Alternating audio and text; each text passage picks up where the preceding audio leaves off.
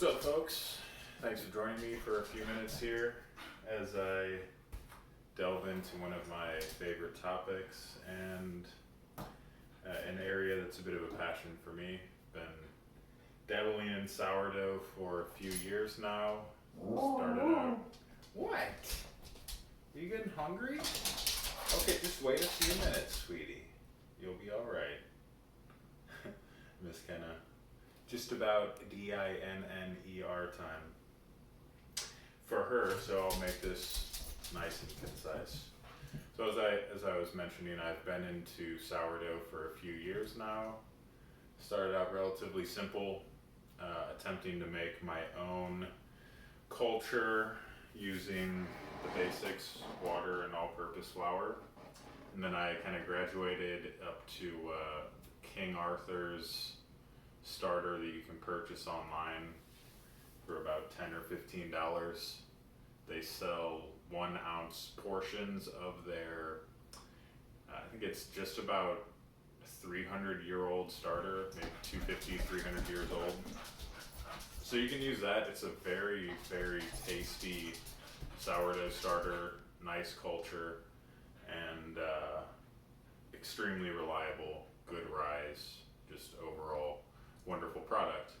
But as you get into the sourdough game a little bit more, you realize there are all sorts of different cultures and strains of the yeast and lactobacillus, microbial life forms that exist within the sourdough and ultimately make it what it is. So there is a company called Sourdough or Sourdough, I'm not exactly sure how you pronounce it, but I'll throw a link in the comments below.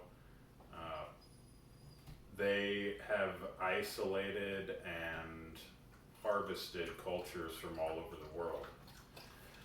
I've baked with their French and Italian cultures, both of which were absolutely amazing. But due to my neglect, those cultures I had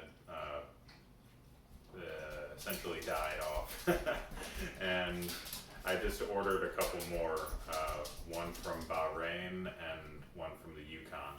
So I'm very curious about how those are going to compare to the Italian and French sourdoughs that I've worked with in the past.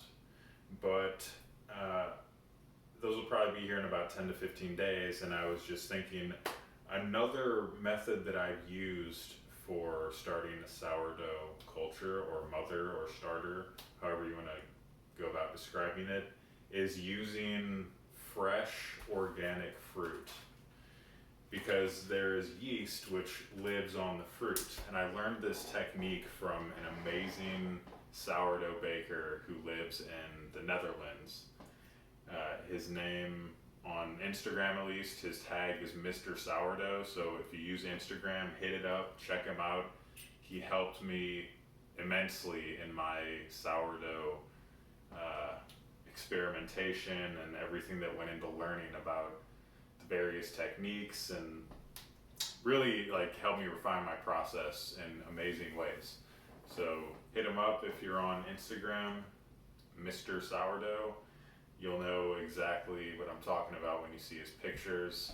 He is extremely helpful. I've never met him other than online, just seeing him post stories and just kind of hitting him up with basic questions.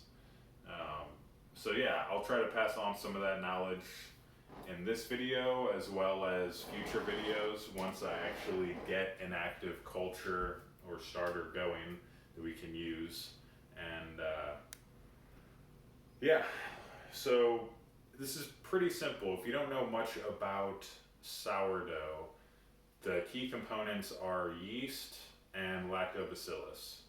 If you've done any baking at all, typically a yeast bread or yeast donut, that dough is going to use a dry active commercial yeast, which acts very quickly. It feeds extremely quickly. It rises your dough much faster than sourdough would.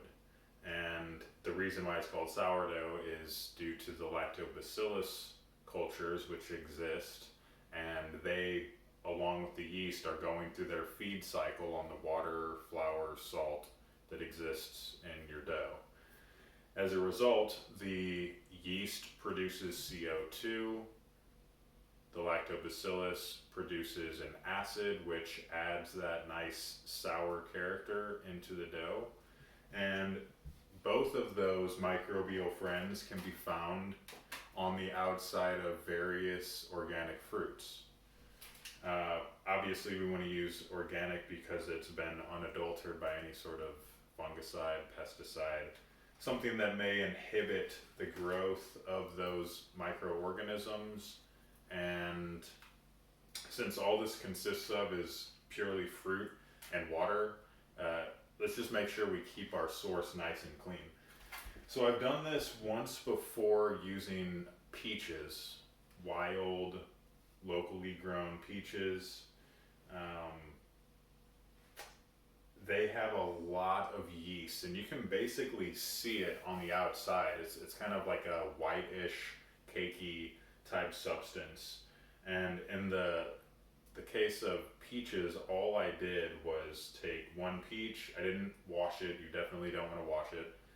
You slice it up, pop it in the jar, add some water, seal the jar with a nice cap. This is just a basic ball mason jar, and seal it up hand tight. I mean, you don't want to crank it down, but if you have any history with jarring or pickling or anything in the past, sometimes you don't want to fully tighten the jar just so it can breathe a little bit. I would tighten it so that you're sure it's not going to let any air out and it's not going to allow any air to enter in. So after we go ahead and add these blueberries in, what I'll do, this is about a pint of blueberries, I'll just pop in, I don't know, maybe half of this. We'll see how far up the jar it goes. I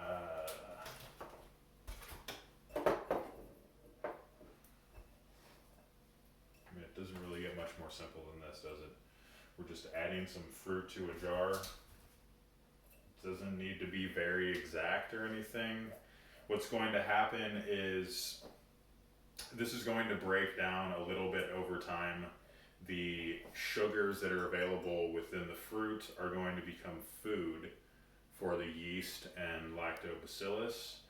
And within about 2 weeks, we should see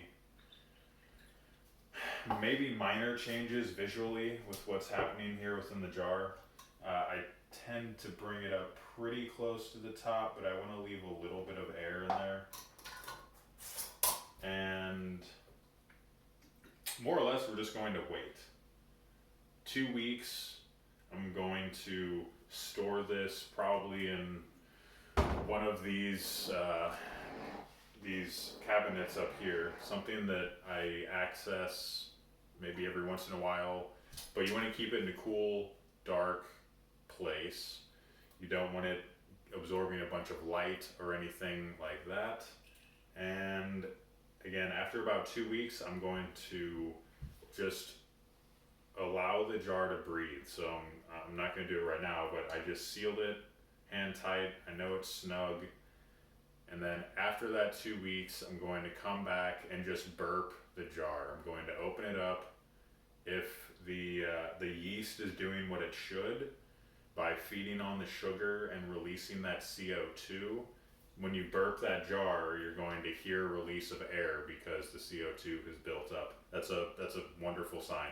If that doesn't happen, or if you have some like really funky looking activity going on in here, like something that is green, black, not healthy, I would say you're probably going to want to abandon it, and you'll know pretty quickly if you just give it a whiff whether or not it's bad.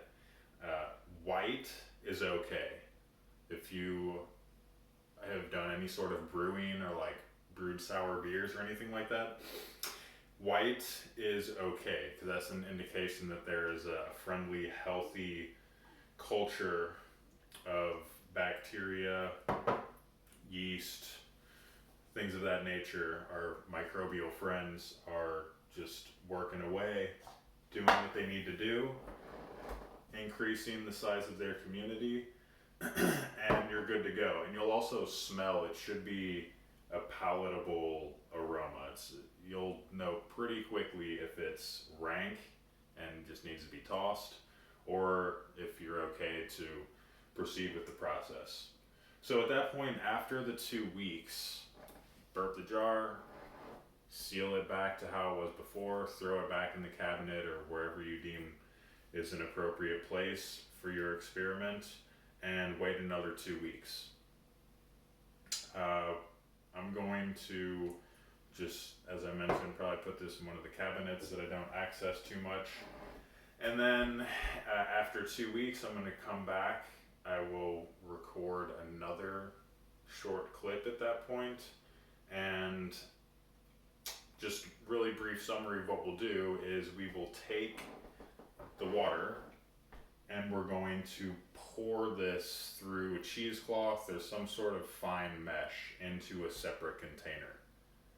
That water is going to be absolutely jam-packed with all of the yeast and the lactobacillus, those wild cultures that we have cultivated from our fruit here. And then we will start to add some flour and begin that starter process. I don't want to get too much into that at this point, but feel free to go and do your own research about starters if you're anxious and don't want to wait for this 2 weeks or 4 weeks, I guess it'll be, to elapse. So start to finish, you're looking at, I would say minimum 3 weeks, because after the initial 2 weeks, when you release the pressure from the jar, you want to give it at least another week, 2 to be on the safe side.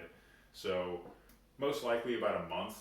And if it doesn't go well, if after that 2 weeks something seems wrong or not right, what you've lost a couple dollars, a few dollars in fruit here, just try it again.